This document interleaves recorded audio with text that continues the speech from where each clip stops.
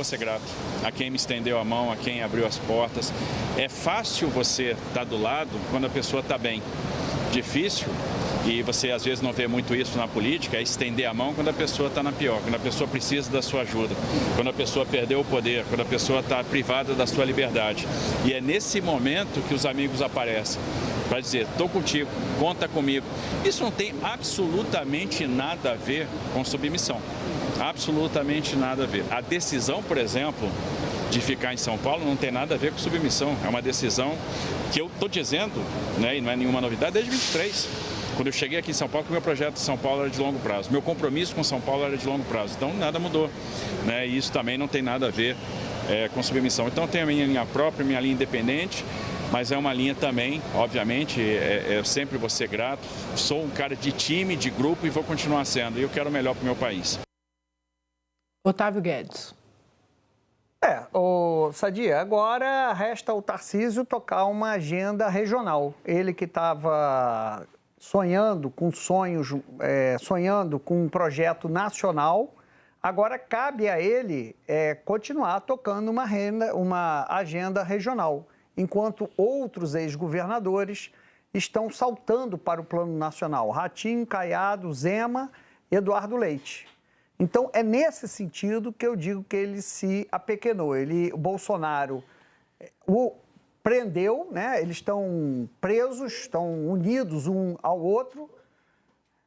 E agora é isso. Agora o Tarcísio é o governador, ponto. Ele não tem, porque mais importante que o poder é a perspectiva de poder. O Tarcísio era muito importante porque tinha uma perspectiva de poder.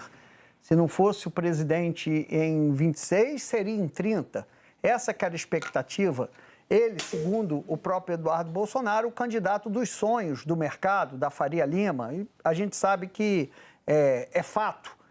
Então, agora ele já está sendo deixado em segundo plano. A bola da vez é Ratinho, Caiado, Zema e Eduardo Leite. Esses vão falar de Brasil.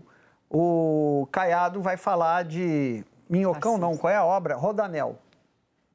Agora, Ana, eu estava conversando com uma fonte que conhece bastante os bastidores do governo de São Paulo, porque eu falei aqui a semana toda, obviamente a política é dinâmica, tudo que a gente sabe, hoje está assim, amanhã está de outro jeito.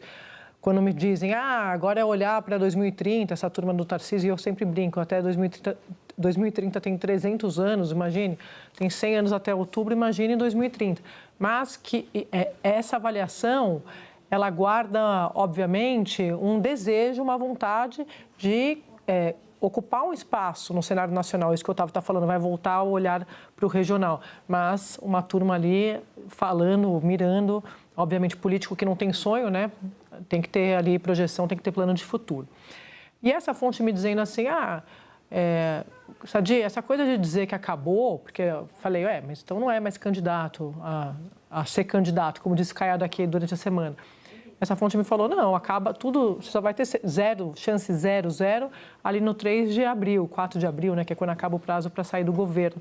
Falei, mas como assim? O Sabe já se posicionou, Caiado, Ratinho, Eduardo Leite.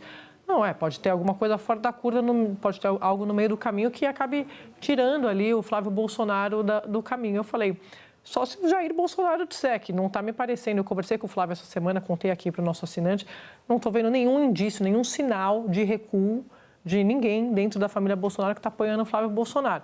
Mas é muito revelador também de como, até o fim, tem gente no entorno do Tarcísio trabalhando com esse wishful thinking, né? Esse desejo de que ele possa se posicionar como candidato à presidência ainda em 2026. Não estou dizendo que isso vai acontecer, estou dizendo como é revelador ali do entorno, dentro dessa avaliação que o Guedin fez, por exemplo, de gente do mercado. Gente do entorno do Tarcísio também, eu estou falando de políticos, tá? Estou falando da turma raiz que trabalha com ele no Palácio dos Bandeirantes. Estou falando desses políticos que conhecem muito o bastidor ali do governador, me dizendo, Ana. É uma frustração muito grande, até porque Tarcísio era um nome que uniria o PSD também à candidatura dele, o que não vai acontecer com Flávio Bolsonaro, né? O PSD vai sozinho. Então, essa frustração só vai ocorrer alguma coisa de Tarcísio virar o candidato se tiver aí um terremoto político, porque Flávio teria que, de alguma maneira, sair de campo, não há nenhum indício disso, e, por enquanto Flávio é candidato, Tarcísio já disse, eu concorro à reeleição. Como fica 2030, né? Bom, se Flávio ganha, por exemplo, sempre é uma hipótese, se ele realmente for o candidato, né? Aí não tem Tarcísio em 2030, porque Flávio concorreria à reeleição. Como ficará o PSD, o candidato escolhido para o PSD? Será Ratinho, será outro? Vai estar mais bem posicionado? Então, o sonho Tarcísio 2030 está tão distante que muita coisa pode acontecer no meio do caminho. Inclusive, ele realmente conseguir se viabilizar como uma grande liderança nacional. Tem aquele ditado, né? O cavalo encilhado não passa duas vezes. Ele está deixando passar agora, onde ele teria muito apoio. Mas ele também teria muito a perder agora, porque concorreria, se ele fosse candidato à presidência, contra um incumbente, que é o presidente Lula, que concorrerá à reeleição, e se perdesse, perderia também o governo de São Paulo. Ratinho, Eduardo Leite, Caiado já são reeleitos, não tem o que perder, né? Concorrerão qualquer um deles que for escolhido, enfim, sem ter o que perder. Tarcísio tinha muito a perder. Agora, acho que ainda há questões importantes a se definirem, aí essa aliança do PSD com o Tarcísio. O PSD é impressionante, né? Está no governo Lula, tem ministérios, vai ter candidato à presidência, mesmo assim lideranças regionais já acertaram que vão subir no palanque de Lula. Governadora, por exemplo, de Pernambuco, que está no PSD, há um trabalho para que ela também seja um palanque para Lula. Então, e além disso, há sim um trabalho para que Kassab seja o vice de Tarcísio, ou que o PSD fique na vice de Tarcísio. Mesmo que Tarcísio não queira, o PSD é um partido importante hoje em São Paulo. Tem praticamente 1/3 das prefeituras do estado. Então, é interessante que ainda tem movimentações para acontecer nesse campo. Mas Tarcísio fez uma opção para ganhar lá na frente se essa aliança com os Bolsonaro realmente puder algum dia trazer um ganho eleitoral de voo nacional para Tarcísio. Lembrando ainda que se algo acontecer, que Jair Bolsonaro possa estar reabilitado eleitoralmente, ele também vai querer concorrer em 2030. Acho que tenho pensado muito sobre isso, Ana, conversando com essas fontes.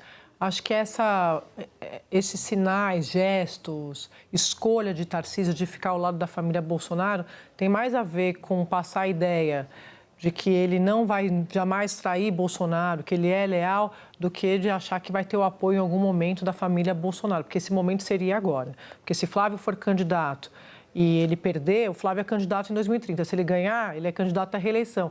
Então, está bem claro, acho que, assim, não acredito que o governador... Ele está vendo o que todos estamos vendo. Tem uma escolha da família Bolsonaro por um candidato Bolsonaro para ser o sucessor, né?